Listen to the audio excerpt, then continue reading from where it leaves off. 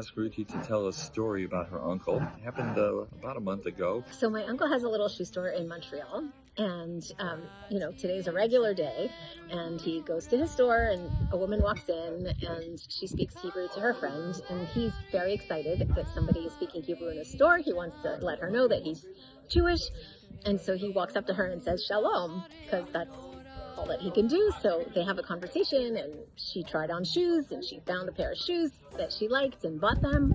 And as she was leaving the store, he said, hang on. I have a niece who lives in Israel. Where do you live? And she said, Jerusalem. And he got all excited and said, hang on one second. I'm going to be back in a minute with a little note that I'd love for you to take to Israel and give it to my niece, just like an average, person. And he comes back with an envelope with $500 bills and a little note for me. And he says, please give this to my niece and have her do something good for someone in Israel. Through you, you'll be a shlichat mitzvah, and you'll send it to Israel. So she calls me the day after she lands, and your Uncle Harry in Montreal, he sent me an envelope with money. Can I come and give it to you? And I'm thinking, like, who are you? And why? We met and hugged and kissed as if we've known each other for 100 years. I sit there and I'm like, oh my God, what am I going to do with this $500? Because it's a very nice gesture and a very nice gift, but for people who lost everything, 1,500 shekels is nice, but it can't save somebody. And I didn't know how to make it meaningful and how to make it as impactful as possible so that it's as helpful as possible to somebody.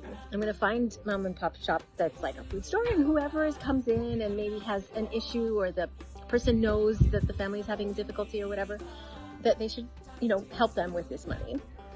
I couldn't find a store that was appropriate for that because they were all like, major stores with employees. It just wasn't, I didn't feel like that was the right thing to do. My friend Joy, who is a social worker in the center of the country, and she'd been helping a lot of the families who were evacuated. And so I asked her, I said, do you know anyone in particular, a person, who I can give this money to, for whom it would be helpful, because you know them better than me?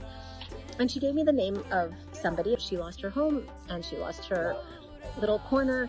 She was devastated, and didn't know, how every day was going to pass, like what she was going to do next. I called her and I was kind of embarrassed because, I didn't know how to approach it. She was like, I don't understand.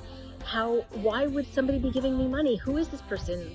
How do they even know me? How did they get to me? I woke up to this WhatsApp in the morning. She says like this: Hi Harry, I'm writing to you from the bottom of my heart, filled with love. Your gift that came to me came at a moment of complete destruction. My home, my little corner, the place that I built for myself, trying to figure out from where to start. And then suddenly, from out of nowhere, you came, someone who's never met me, who doesn't know me, but nonetheless chose to give. Just simply give.